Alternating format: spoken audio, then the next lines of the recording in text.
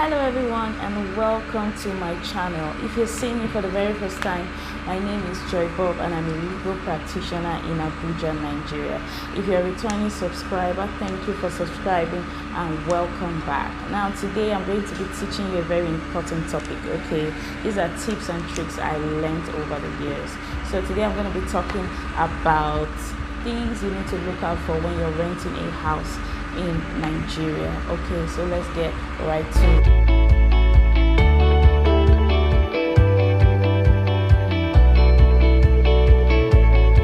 Okay, the first thing you need to consider is the location of the place that you want to live in. Location is a very vital aspect. It contributes to your development as a person. So where you live is very crucial to your existence, basically. So you want to consider that the place is close to where you work.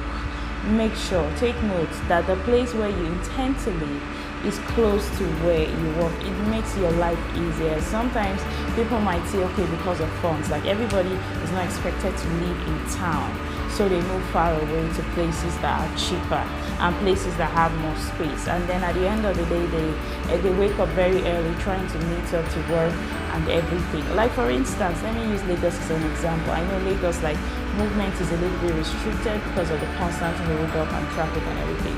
So like for instance, if your workplace is in Yaba, or your workplace is in Victoria Island, or it's in the mainland, or Ikeja, one of those other places in the mainland, and then you live in Ikorodu, like, believe it or not, you are not saving money, you are just spending more money, because by the time you consider the transportation to get to your workplace, and then you now consider the stress to get there, you realize that you are, at the end of the day, you're spending more money. You're not saving money, you're spending money. The best thing for you to do is to find a place that is closer to where you work. There are cheaper houses, actually.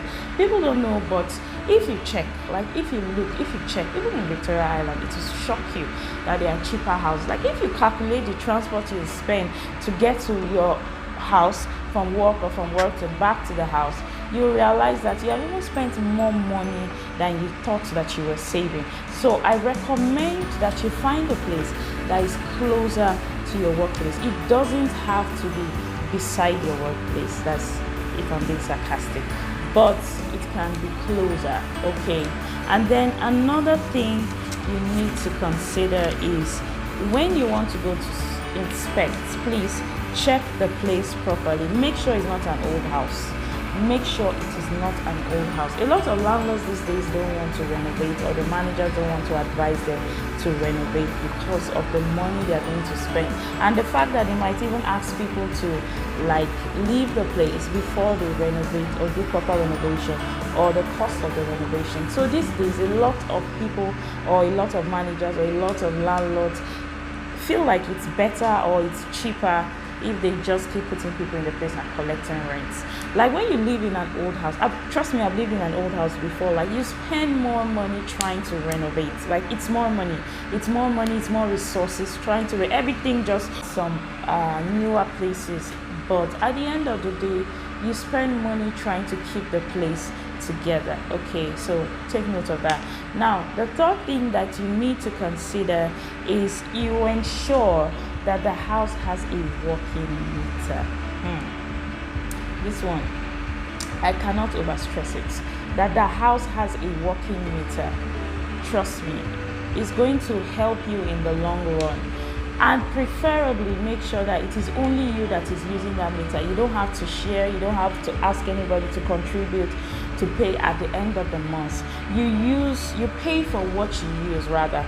So whatever you're using, you know that you can time yourself. You know that, okay, if I'm spending like 5,000 or 10,000 a month for light, you know that it is you that is using it. You can account for what you use, rather than living in a house where there's no meter and then the bill is estimated. I know how that feels. I've experienced it before. I used to live in a house where it was ADC.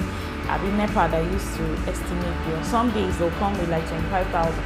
Another day they'll come with 18,000. Sometimes they'll come with, and you see that you're paying a lot of money for most times for lights that you are not even using. So the stress of having to deal with that is a lot. So it is preferable that you check that the house has a meter. These days, almost everybody has a meter. Most people know that once they are building a house, that house has to have a meter. So take note, check, properly check. Okay, that's very important. Now, the fourth thing you need to look at is the environment. It's very crucial. The environment where you live is very important to your lifespan. Like, you don't want to live in a place where they're constantly fighting, or there's constantly like a security problem, or you don't feel safe, or the fence is broken down at any point in time. Gunmen can come. So you need to make sure that the house is not in a lonely place. Don't go and rent a house that is somewhere far, far, far away, or inside the Angwa, and then when there's problem, people cannot locate you, or people cannot really get to your house. Please take note of that, okay? And then the thing you need to do, or you need to check for, is this is a tip, okay? You can get the number of a person that is already living in the house. Like, you can get their number and ask them, like, okay, so what's it like? How is it like living in this house? Is it okay? Is it cool? Is it safe? Are the rest of the tenants, are they nice? Are they accommodating? Are they troublesome? You need to know that. You need to know what you're getting yourself into, okay? Now, the last thing you need to do, okay, there are so many other things you need to do when checking for a house, but you need to make sure that the security of the place is in check as well. You need to be sure that where you want to live is okay. Like, you will not be afraid every night. You need to find out. You need to do your investigation by yourself. It's not that they'll show you a house and you just want to rent it immediately. Like, you need to be sure. Listen to your gut. I always say it's like, listen to your gut.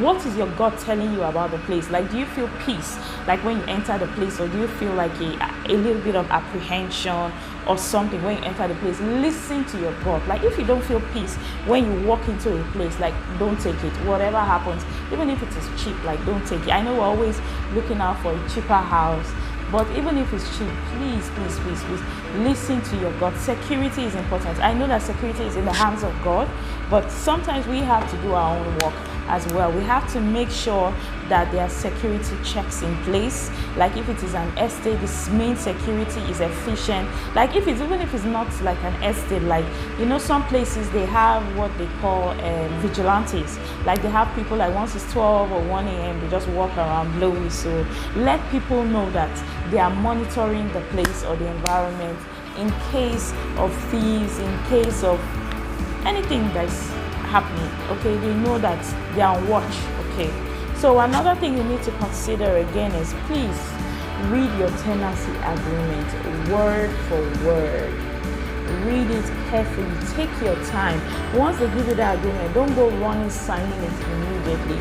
Make sure you read it. Make sure that you study it carefully, to be sure you know what you're getting yourself into, to be sure that what you are pending your signature to, you have read it, you have understood it, and then you have agreed to it. This is my advice. This is an advice coming from a lawyer, okay? Please read it. A lot of people just run through it and then they just sign because they feel like every tenancy agreement is the same. No, every tenancy, let me just tell you now, like, every tenancy agreement is never the same. Okay, it is not, let me just put it out there, like, it is not the same. So you need to read it properly to ensure, to double check for your own benefit. Okay, so like, when you want to rent a house in Nigeria, there are lots of factors that you need to consider. There are lots of factors that you need to consider. How is the light? Light is another important factor that you need to consider. You need to be sure that light is a little bit constant. They don't usually have too much light problems. You know that you move to a place now and then, most of the time there's no light. You have to be running generator 24 hours, or you have to be running generator most of the time. There's no light. It's painful.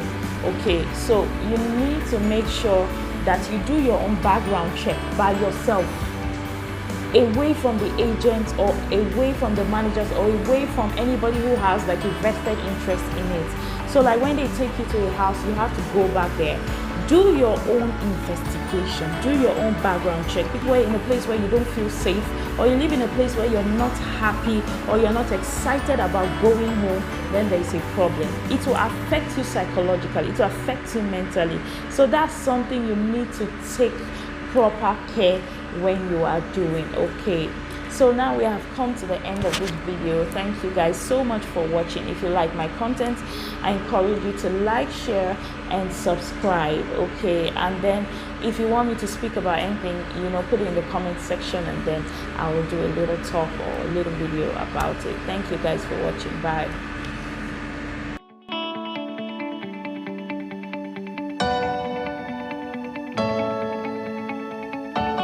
Like if you